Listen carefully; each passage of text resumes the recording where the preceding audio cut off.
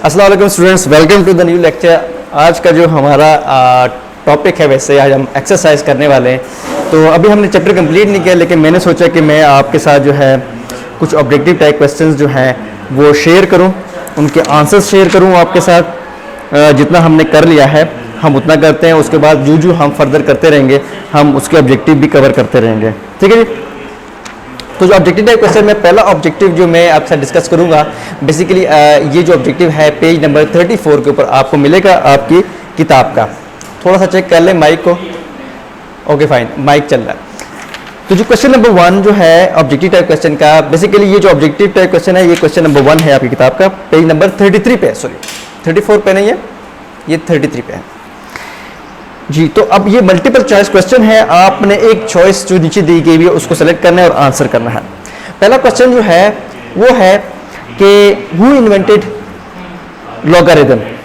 ठीक है जी। तो लॉगरिथम जो है वो किसने जो है वो इन्वेंट किया। वैसे ये मेरे ख्याल में थोड़ा सा अजीब क्वेश्चन है जी। तो इसमें जो क्वेश्चन है कि वो कह रहा है कि लॉगरिथम किसने इन्वेंट किया, तो आप ये सोच रहे हो कि हम तो ये कंप्यूटर के रिलेटेड जो है वो ये टॉपिक्स पढ़े हैं, लेकिन अगर आपने ध्यान से जो है वो पढ़ा होगा तो उसमें आपने अगर टॉपिक देखे ना नेपियर बोन का, और नेपियर बोन के जो इन्वेंटर हैं वो जॉन नेपियर हैं। ठीक है। तो उसकी आखिरी लाइन में लिखा हुआ है कि जी जो जॉन नेपियर है, इन्होंने जो है वो इन्वेंट किया है लॉगरिथम को। ठीक है जी। तो इसका जो आंसर है वो है बी। आपने ऑप्शन बी सेलेक्ट करना है, जॉन नेपियर। ठीक है जी, उन्होंने ये अचीवमेंट की थी। ठीक है। सेकंड जो है आपके जो है वो क्वेश्चन है कि विच generation of computer use transistor. ठीक है। तो कंप्यूटर की कौन सी जनरेशन के अंदर हमने ट्रांजिस्टर को यूज़ किया था, आपको याद है? पहले जनरेशन में हमने क्या यूज़ किया था? वैक्यूम ट्यूब यूज़ किया था। दूसरे जनरेशन में हमने क्या यूज़ किया था? ट्रांजिस्टर यूज़ किया था। तीसरे में क्या यूज़ किया था? हमने इंटीग्रेटेड चिप्स बनाई थी जिसके अंदर ट्रांजिस्टर्स थे, और फिर उससे आगे फिर हमने वेरी लार्ज स्केल इंटीग्रेशन पे गए थे। तो आपने इसका ऑप्शन जो है ट्रांजिस्टर जो हमने यूज़ किया था वो हमने सेकंड जनरेशन में यूज़ किया था। फोर्थ जनरेशन में हो रहा है ट्रांजिस्टर यूज़, लेकिन वो चिप के अंदर होता है। ठीक है। तो हमारे पास सेकंड जनरेशन कंप्यूटर्स के अंदर जो है हमने ट्रांजिस्टर को यूज़ किया था। तो ये ट्रांजिस्टर जो है ये आपकी किताब में मेरे ख्याल में फोर्थ जनरेशन लिखा है, लेकिन ये सेकंड जनरेशन कर दें। सेकंड जनरेशन जो है इसकी करेक्ट आंसर है, तो ये भी क्या है? बी आज का आपका जो है ये आंसर है। ठीक है। Correct answer will be the second one. ठीक है। तो बी ऑप्शन आप सेलेक्ट कर लीजिएगा, डी मत सेलेक्ट कीजिएगा। फोर्थ जनरेशन में आपके पास वेरी लार्ज स्केल इंटीग्रेशन थी, किसकी? ट्रांजिस्टर्स की थी। ठीक है। एक सिलिकॉन के टुकड़े के ऊपर, जिसको हम कहते हैं very large scale integration, VLSI। और लेकिन ट्रांजिस्टर्स की मदद से जो इंडिविजुअल डिस्क्रीट यानी कंपोनेंट्स जो हमारे पास कंपोनेंट था, वो हमने इंडिविजुअल कंपोनेंट्स यानी हम ट्रांजिस्टर को यूज़ किया और ट्रांजिस्टर को जोड़ा, हमने खुद ही छोड़ा, हाथों से जोड़ा। ठीक है। तो ये आपके पास हुआ था। अच्छा, नेक्स्ट जो है थर्ड जो है कि किस in which generation the computer microprocessor was introduce. तो कौन सी ऐसी जनरेशन थी जिसके अंदर हमने माइक्रो प्रोसेसर को जो है वो इंट्रोड्यूस कराया। ठीक है जी। तो माइक्रो प्रोसेसर जो है वो फोर्थ जनरेशन में बना था आपका। सही है। तो माइक्रो प्रोसेसर का कौन सी जनरेशन में बना था? फोर्थ जनरेशन में बना था। ये आपने डी सेलेक्ट करना है, ऑप्शन डी। थर्ड का डी आपने सेलेक्ट करना है। ठीक है जी। फोर्थ के अंदर which of the following computer support thousands of user at the same time. तो कौन सा ऐसा कंप्यूटर है जिसके अंदर हज़ारों लोग एक ही टाइम पे लॉगिन हो सकते हैं? तो उसमें जो है ऑप्शन नंबर सी जो है that is the correct result, जो कि main frame computer. Main frame computer जो है ऐसा कंप्यूटर है जिसमें एक ही टाइम पे बहुत सारी यानी हज़ारों लोग जो है वो क्या करते हैं? लॉगिन हो जाते हैं। उसके बाद नेक्स्ट जो फिफ्थ वाला है, ये टॉपिक हमने भी पढ़ा नहीं है, ये आज हम वैसे पढ़ेंगे अगर टाइम मिला, तो इसको भी मैं फिलहाल नहीं कर रहा। ठीक है। तो हमने सिर्फ पहले 4 कर लिए हैं, हमने फिफ्थ सिक्स और यानी हमने फिफ्थ से लेकर 10 तक जो ऑब्जेक्टिव हमारे रह गए हैं, 6 ऑब्जेक्टिव्स हमारे रह गए हैं, वो हम बाद में करेंगे जब हम उनके टॉपिक्स को कवर करेंगे।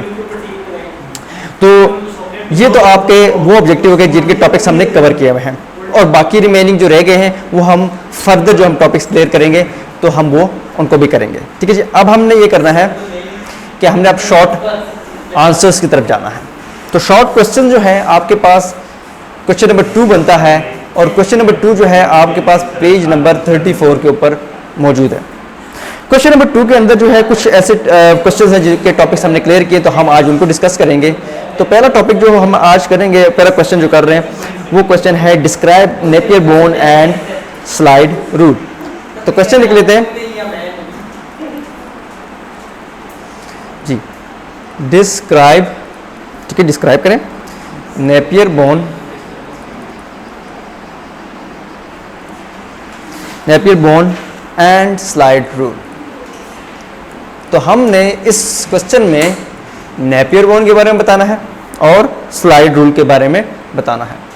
अच्छा, अब ये इस क्वेश्चन का आंसर करना ज़रा मुश्किल काम है। उसकी वजह ये कि ये शॉर्ट क्वेश्चन है और इसने 2 चीज़ों का आपसे पूछा है, और यूजुअली बोर्ड के अंदर जो है वो कहते हैं कि आपने शॉर्ट आंसर 3 से 4 लाइनों से ज़्यादा जो है आपने नहीं लिखना है, ठीक है, इससे ज़्यादा आपने नहीं लिखना।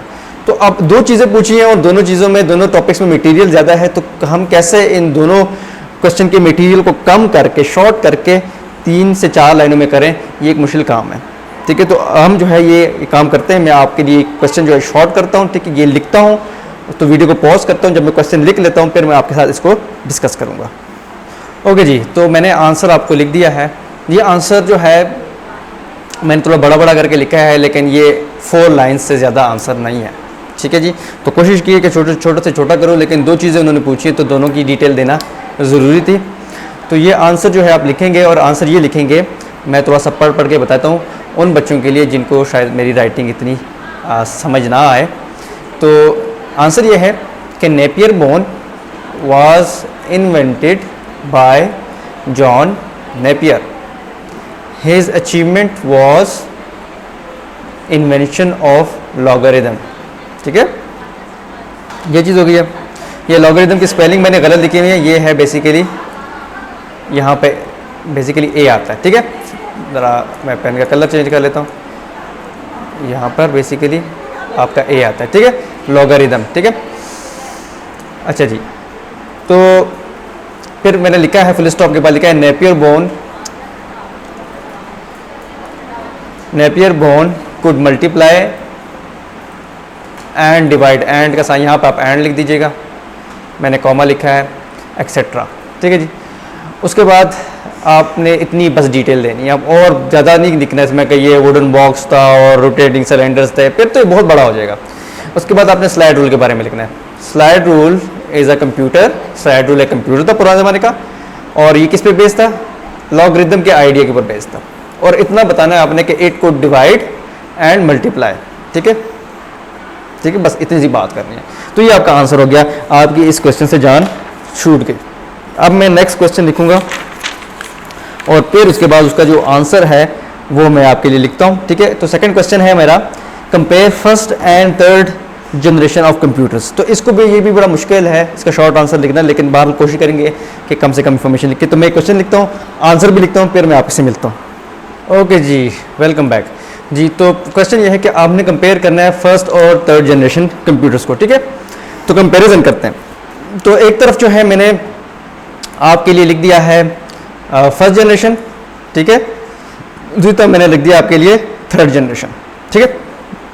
फर्स्ट जनरेशन में क्या करेंगे, आप क्या कहेंगे, आप इसमें ये कहेंगे कि इट यूज वैक्यूम ट्यूब्स, इसके अंदर हम वैक्यूम ट्यूब्स यूज़ करते थे। थर्ड जनरेशन में आप ये कहेंगे कि इट यूज आईसी चिप्स। फिर आप यहाँ पे लिखेंगे कि स्पीड वाज स्लो, यानी फर्स्ट जनरेशन में स्पीड स्लो थी कंप्यूटर्स की, और जो थर्ड जनरेशन था उसमें स्पीड जो है वो काफ़ी इंप्रूव हो गई थी, ठीक है। मेमोरी जो है वो लो थी फर्स्ट जनरेशन में, और थर्ड जनरेशन में मेमोरी को भी हमने इंप्रूव कर लिया था, यानी ज़्यादा कर लिया था।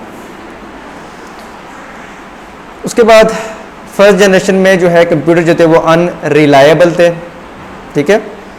तो स्पेलिंग ये देखिए मैंने गलत लिखी है स्पेलिंग, इसको मैं फिक्स कर लेता हूँ, अनरिलायबल, ठीक है। तो यहाँ पर जो थे फर्स्ट जनरेशन में कंप्यूटर जो थे वो ख़राब हो जाते थे, ठीक है। तो लेकिन जो थर्ड जनरेशन थी उसमें कंप्यूटर जो है वो इतनी जल्दी ख़राब नहीं होते थे, फाइन।